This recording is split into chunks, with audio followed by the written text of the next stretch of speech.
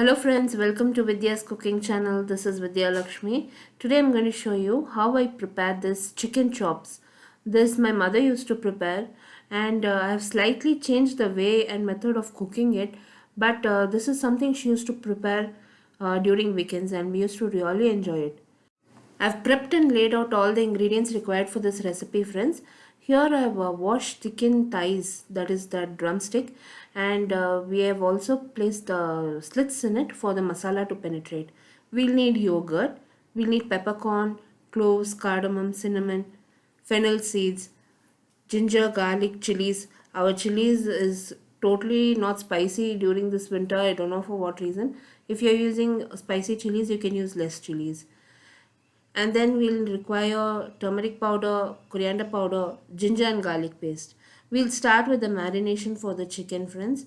Here I've placed the chicken in a mixing bowl. Now to the chicken I'll be adding yogurt. We'll add coriander powder, turmeric powder, ginger and garlic paste.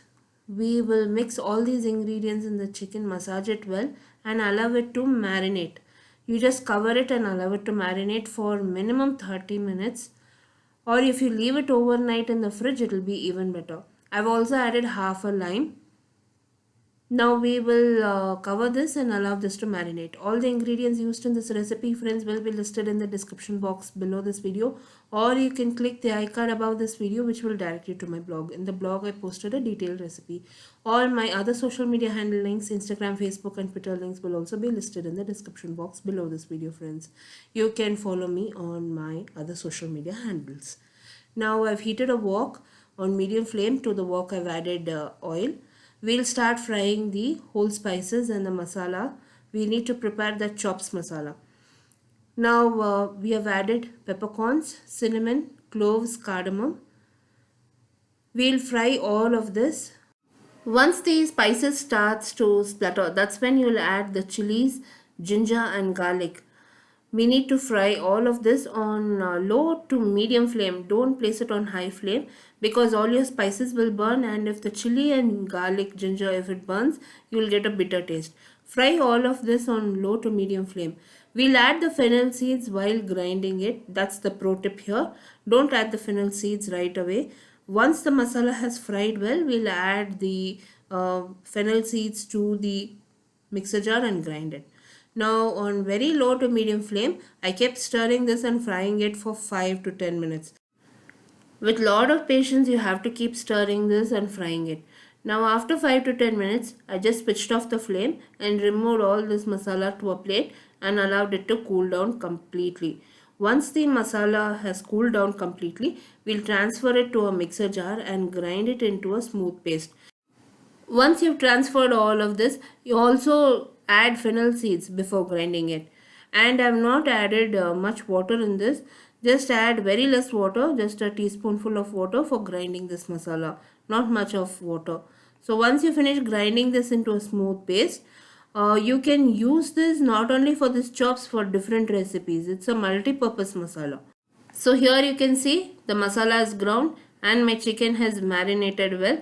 Now at this point, I'll add the ground masala to the chicken. We will mix the chicken well. Also add salt as per taste in the chicken. We need to combine all these ingredients, and once this masala has mixed well in the chicken, we will directly transfer it to a cooking pot and we'll start cooking it. You can allow this to marinate for a minimum an hour's time before you prepare this. Many people would like to prepare it right away, so you can prepare it right away. Here I am preparing it right away. Now you can see once the masala has mixed, I'm going to transfer this to a non-stick handi, because this handi, it cooks very well. It has got that deep and wide mouth and it cooks well. So now I have transferred this to a handi. You can also cook this in a wok, that's up to you. But what I felt is, if we cook it in a wok, these chicken thighs or this chicken drumsticks, it tears apart while we keep flipping it.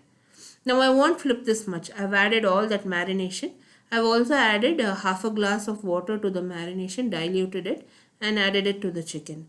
Now I'll just cover it and allow it to cook. In between you can just check for salt and add salt if needed.